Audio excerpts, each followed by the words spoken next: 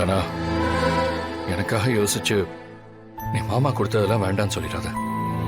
அப்புறம் உங்க 2 பேரையும் பிரிச்ச குற்ற உணர்ச்சி என்ன சும்மா விடாது.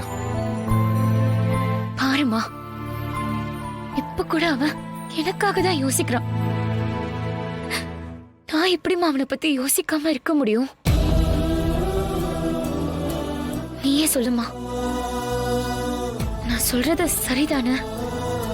நீங்களே இருந்தாலும் அப்பாக்கு ஒரு அவமானம் வந்துடக்கூடாதுன்னு தானேமா நினைப்பீங்க. நானும் என் புருஷனோட கௌரவத்தை காப்பாத்தணும்னு நினைக்கிறேன். அது தப்பில்லையேம்மா. ஐயோ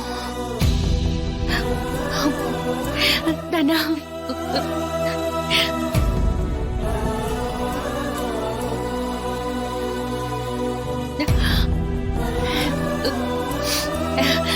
பாத்தியா மாயா இவ பேசுறது?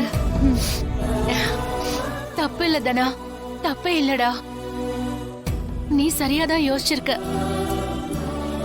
உன்னை நான் சரியாதான் வளர்த்திருக்கேன். நீ இப்படி பேசுறத கேக்குறப்போ ரொம்ப சந்தோஷமா இருக்குடா. நாங்க கூட இத பத்தி யோசிக்கல. ஆனா நீ ரொம்ப மெச்சூர்டா யோசிக்கிற. உன்னை நினைக்கும் போது நிஜமாவே ரொம்ப பெருமையா இருக்கு. நீ சொல்றதுல நியாயம் இருக்குதானா? ஆனா அதே நேரத்துல உங்க அப்பாவும் நினைச்சாலும் வருத்தமா இருக்கு.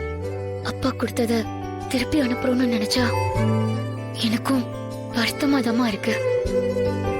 ஆனா நீங்க தான் அவர்கிட்ட பேசி புரிய வைக்கணும்.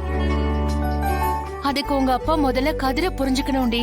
அதுக்கு ஒரே வழி, கதிரு ஏன் உன் கழுத்துல தாலி கட்டினான்னு அவர்கிட்ட உண்மையை சொல்லிட்டா. பெரியம்மா ப்ளீஸ், அது மட்டும் வேண்டாம். நீங்க வேற புது பிரச்சனைய உருவாக்கிடாதீங்க.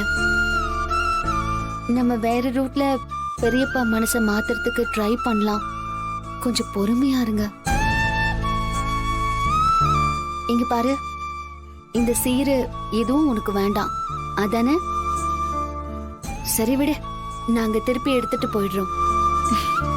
சீக்கிரமா அந்த கடவுள் இது எல்லாத்துக்கும் ஒரு வழி காட்டுவாருன்னு நம்புறேன்.